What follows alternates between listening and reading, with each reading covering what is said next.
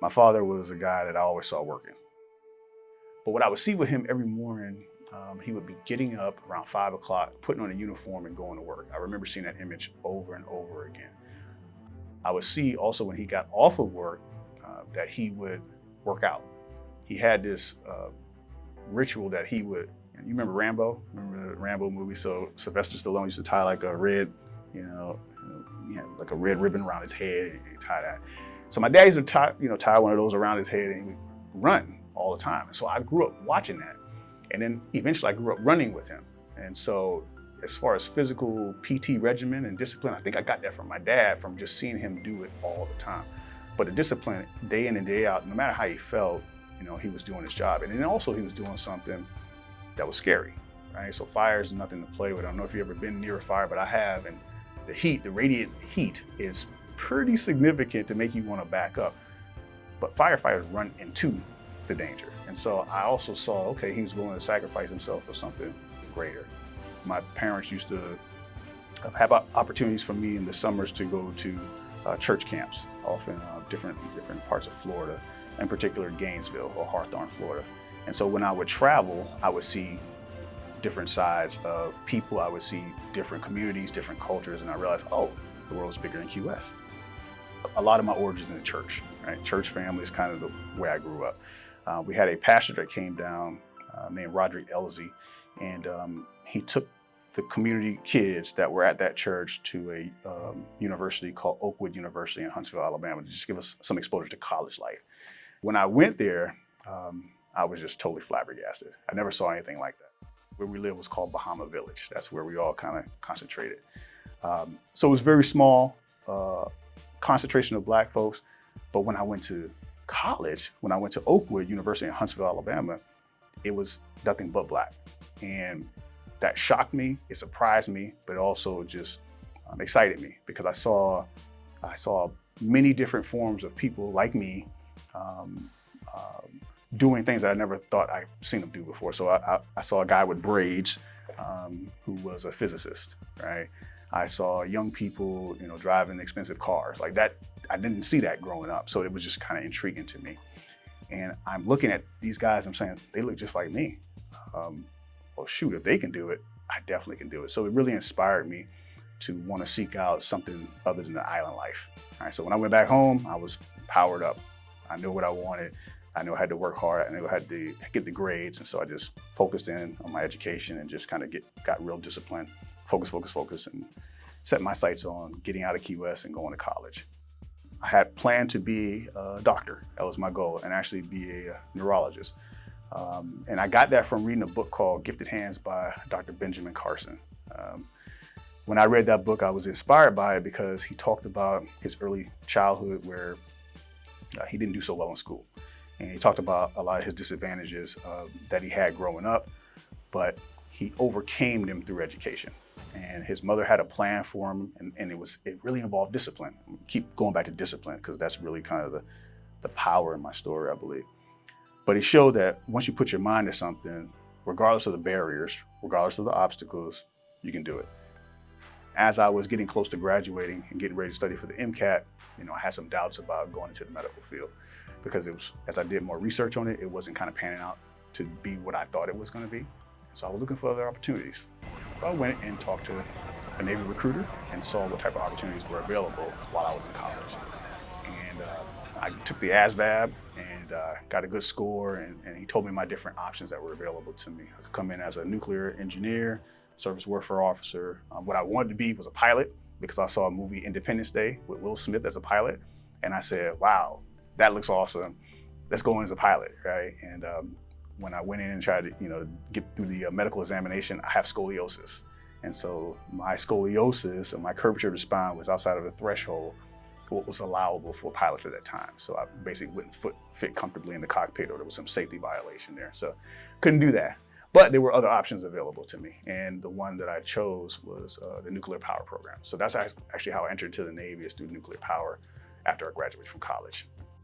I went through the program. I did not pass through the program. I failed that program. That was one of the first major failures in my career. And it hit me the hardest, but it's actually set me up for success in the future. I had always been taught that if you work hard enough, if you put all of your effort into something, you'll always succeed. And what I found was sometimes that's not necessarily true. I worked very hard. I put all my effort into something and I absolutely failed. And that was very devastating for me because I had been on an academic high ever since high school. I graduated with honors in high school. I graduated with honors in college. So I could learn. I know how to learn. I know how to teach myself. But this was something that I couldn't overcome. It was too much for me. If this door was closed to me and I had put all that effort into it, then that must be a reason why that door was closed to me, right? Now, it was very painful, but at the same time, life is not perfect. Life is not fair. You don't always get what you want. So it caused me to kind of grow up, mature a little bit and realize, okay, sometimes you're gonna put all the effort in, you're not gonna work out. What do? Well, you don't pull over to the side and stop moving. You keep going. You keep going and you keep applying that same amount of pressure and that same amount of discipline to whatever you do. I went from nuclear power to surface warfare, from surface warfare to engineer and duty officer, which is what I currently am, and to engineer and duty officer to diver. I've been able to transition through different disciplines in the Navy because I think of that lesson that I learned of how to learn rapidly, right? Even though I failed, I still learned the techniques of teaching myself quickly. And I've used that and I continue to use that here in my job. When you look at Carl Brashear, I have a picture of him climbing a ladder rung with weights on his back with an amputated leg, right? And I look at that and I think about the challenges I'm dealing with. Pretty tough, right? But I'm thinking, what's my problem?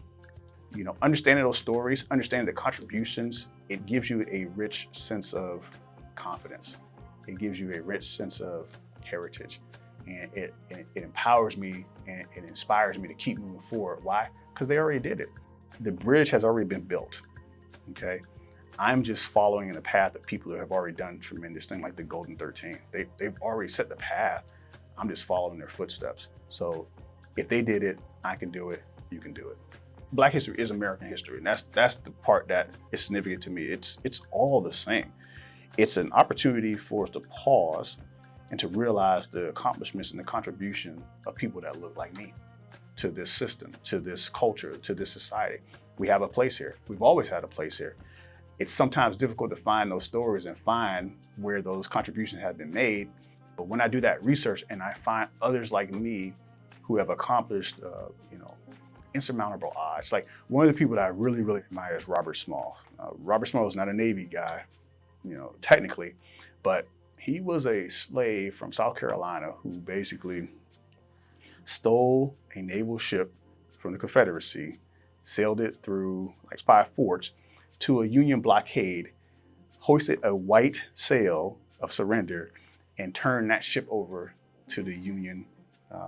It's actually the Army at the time, but it was to the Union Navy, right? And he did that because he realized that every so often the crew would leave the ship, right? Totally disembarked from the ship.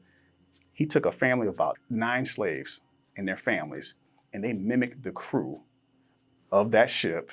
He studied the captain of the ship so well that he knew all his mannerisms and he knew all the signals in order to get through those checkpoints, right? So he put on his clothes and he stood out in the front of the ship, and he did this all at night, right? So that they couldn't see the complexion of the skin.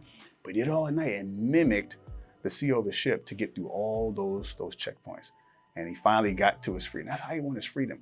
I think about it, he was like 22, 23 years old. That is amazing to me. We're talking about superheroes, Marvel's big right now with superheroes, DC is big. That's a superhero. The audacity to think you can do something like that is amazing. It's phenomenal. So I didn't learn that story growing up at school. Like, that wasn't taught to me at school. There's more to the accomplishments and the contributions that we as a people have given to our society, to the American culture, to American society, and we're still doing it. And so it's an opportunity to pause and go back and find some of those superhero stories and to read them and see, okay, this is amazing. This is what I come from. To me, those stories are inspiring. That's where the confidence comes into that. Wait a minute, there's more to us than just drudgery or stereotypes, right? There's more, but you got to go and do the research. You got to do work. You got to be educated. And if people are not presenting it to you, you got to go and find it. You got to go search for yourself to find your identity. It's about finding out who you are, from finding out where you come from. finding out who did what before you. And I think that's very powerful because it's imagery. It's setting a standard for who you are as a person.